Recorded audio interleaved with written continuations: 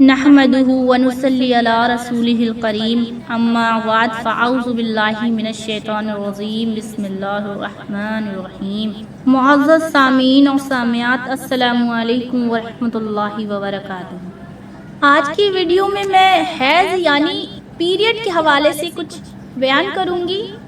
اور یہ خاص بیان میری ان بہنوں کے لیے ہے جو پیریڈ میں سوچتی ہیں کہ میں عبادت کیسے کروں۔ جیسا کہ آپ سب لوگ جانتے ہیں کہ یہ مہینہ جو ہے رمضان المبارک کا، یہ مبارک مہینہ چل رہا ہے، تو اس میں یہ پرابلم زیادہ دیکھنے کو ملتی ہے کہ ہماری جو بہنیں ہیں وہ مایوسی کا شکار ہو جاتی ہیں کہ اب میں کیا کروں اور عبادت کیسے کروں۔ تو رمضان میں حیض والی عورتیں یعنی پیریڈ والی عورتیں کیسے عبادت کریں، کیسے ثواب کمائیں۔ جب رمضان میں ان کو پیریڈ آ جاتے ہیں تو وہ پریشان ہو جاتی ہیں، مایوس ہو جاتی ہیں کہ اب میں نماز نہیں پڑھ سکتی، میری نمازیں چھوٹ جائیں گی، میرے روزے چھوٹ جائیں گے کیونکہ میں ناپاک ہوں۔ دیکھیے، پیریڈ میں ہماری جتنی نمازیں چھوٹتی ہیں ان کی قضا کرنا ضروری نہیں ہے، یعنی پیریڈ کی حالت میں چھوٹی ہوئی نمازیں عورتوں پر معاف ہیں، لیکن روزوں کا مسئلہ الگ ہے۔ عورتیں حیض یعنی پیریڈ کی حالت میں ہیں اور رمضان کا مہینہ چل رہا ہے، تو ایسی کیفیت میں وہ رمضان کے روزے جو ہیں حیض کی حالت میں چھوٹ گئے ہیں تو ان روزوں کی قضا بعد میں کرنی پڑے گی۔ پیریڈ جو ہے وہ ہر مہینے فیمیلز کو ہوتے ہیں، اور ظاہر ہے رمضان میں بھی فیمیلز کو پیریڈ ہوں گے اور روزے چھوٹیں گے، کیونکہ یہ ایک نیچرل سائیکل ہے۔ تو عورتیں جو ہیں وہ پیریڈ کی حالت میں نماز نہیں پڑھ سکتی، قرآن کی تلاوت نہیں کر سکتی، لیکن تسبیحات کر سکتی ہیں۔ اور عوام میں ایک اور بات پھیلی ہوئی ہے کہ حالت حیض میں عورتیں ناپاک ہوتی ہیں تو وہ مصلی یعنی جانماز پر نہیں بیٹھ سکتی، یہاں تک وہ مصلی کو چھونا بھی گناہ سمجھتی ہیں، لیکن ایسا بالکل بھی نہیں ہے۔ پیریڈ والی عورتیں جانماز پر بیٹھ بھی سکتی ہیں اور چھو بھی سکتی ہیں، یہ بالکل جائز ہے، کیونکہ ایک حدیث پاک میں ہے حضور صلی اللہ تعالیٰ علیہ وسلم نے حضرت عائشہ صدیقہ رضی اللہ تعالیٰ عنہا سے مصلی مانگا یعنی جانماز مانگی، اور آپ مسجد نبوی شریف میں موجود تھے، اور حضرت عائشہ اپنے کمرے میں، کیونکہ حضرت عائشہ کے کمرے اور مسجد نبوی کے درمیان صرف ایک دیوار کا ہی فاصلہ تھا۔ نبی پاک علیہ الصلوۃ والسلام نے حضرت عائشہ سے جب مصلی مانگا تو حضرت عائشہ نے فرمایا کہ میں حالت حیض میں ہوں تو آپ کو مصلی کیسے دے سکتی ہوں؟ تو نبی پاک علیہ الصلوۃ والسلام نے حضرت عائشہ سے فرمایا کہ حیض تمہارے ہاتھوں پر نہیں لگا۔ تو اس سے یہ بات ثابت ہوتی ہے کہ ناپاکی جس جگہ پر ہے وہ جگہ، وہ چیز ناپاک ہے۔ پورے بدن پر جب ناپاکی لگی رہے گی تو پورا بدن ناپاک مانا جائے گا۔ جب پورے بدن پر ناپاکی لگی ہی نہیں ہے تو وہ عورت مصلی پر بیٹھ بھی سکتی ہے، چھو بھی سکتی ہے، اور اس پر بیٹھ کر تسبیحات بھی کر سکتی ہے۔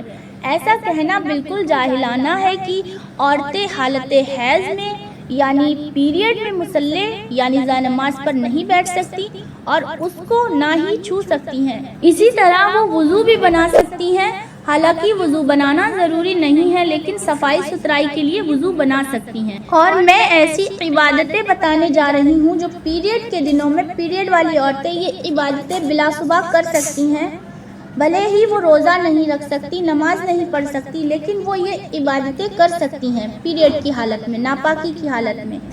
اگر عورتیں یہ عبادتیں کریں گی تو انشاءاللہ وہ اجر و ثواب بھی پائیں گی اور رمضان کی برکتیں بھی ان کو نصیب ہوگی، رمضان اور اللہ کی برکتیں اور رحمتیں بھی ان کو نصیب ہوگی۔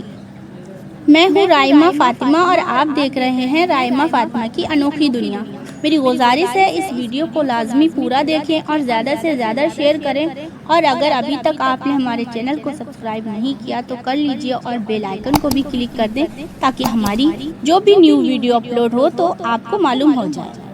تو چلیے آئیے اب میں بتاتی ہوں کہ ہماری پیریڈ والی بہنیں پیریڈ کی حالت میں کیا کیا پڑھ سکتی ہیں۔ تو دیکھیے،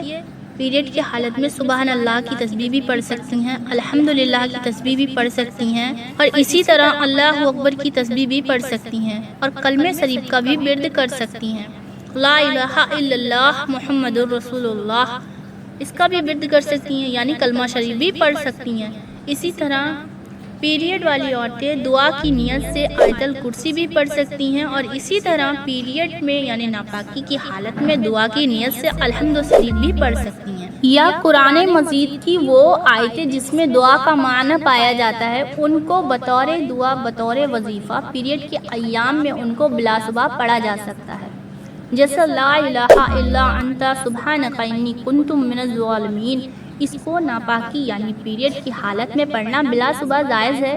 دعا کی نیت سے۔ اسی طرح حسبنا اللہ و نعم الوکیل اس کو بھی پڑھا جا سکتا ہے، اور اسی طرح لا حول ولا قوت الا باللہ العلی العظیم اس کو دعا کی نیت سے پڑھا جائے تو جائز ہے۔ اسی طرح ربنا آتینا فی الدنیا حسنۃ وفی الآخرۃ حسنۃ وقنا عذاب النار اس کو پڑھنا بھی جائز ہے۔ اسی طرح پیریڈ کی حالت میں درود شریف بھی پڑھ سکتی ہیں، چاہے وہ کوئی سا بھی درود شریف ہو وہ بھی جائز ہے۔ اسی طرح ہماری پیریڈ والی بہنیں ناپاکی کی حالت میں اذان کا بھی جواب دے سکتی ہیں، اور اسی طرح اسلامی کتابوں کا مطالعہ بھی کر سکتی ہیں یعنی اسٹڈی بھی کر سکتی ہیں۔ بس خیال یہ رکھا جائے اسٹڈی یعنی پڑھتے وقت اسلامی کتابوں میں جہاں قرآن مجید کی کوئی آیت لکھی ہو بس اس پر ہاتھ نہ رکھا جائے، بس اس چیز کا خیال رکھا جائے تو اسلامی کتابیں بھی پڑھی جا سکتی ہیں پیریڈ میں، اور اس میں کوئی حرج نہیں ہے۔ میں نے یہ عبادتیں بتائی ہیں اس کو رمضان المبارک کے اس مبارک مہینے میں جو پیریڈ والی عورتیں ہیں پیریڈ کے دنوں میں بلا صبح کر سکتی ہیں، اور اس کو کرنے سے انشاءاللہ بے پناہ اجر و ثواب پائیں گی۔ تو ہماری جو پیریڈ والی بہنیں ہیں حیض و نفاس والی بہنیں ہیں جن کا رمضان المبارک میں جس بھی بہن کا پیریڈ شروع ہو گیا ہو تو ان کو مایوس ہونے کی بالکل بھی ضرورت نہیں ہے۔ ہاں آپ کا پیریڈ شروع ہو گیا ہے تو ظاہر ہے اب اس حالت میں آپ روزہ نماز نہیں کر سکتی، لیکن میں نے جتنی عبادتیں بتائی ہیں جتنے وظیفے بتائے ہیں اس کو بلا جھجک کر سکتی ہیں پیریڈ کی حالت میں، اور کریں گی تو انشاءاللہ بے پناہ اجر و ثواب ملے گا اور رمضان کی برکتیں بھی آپ کو حاصل ہوں گی۔ مجھے امید ہے اس ویڈیو سے آپ لوگوں کو کافی معلومات حاصل ہوئی ہوگی۔ میری گزارش ہے اس ویڈیو کو زیادہ سے زیادہ شیئر کریں، خاص جو ہماری بہنیں ہیں ان کو یہ ویڈیو زیادہ سے زیادہ شیئر کریں تاکہ جو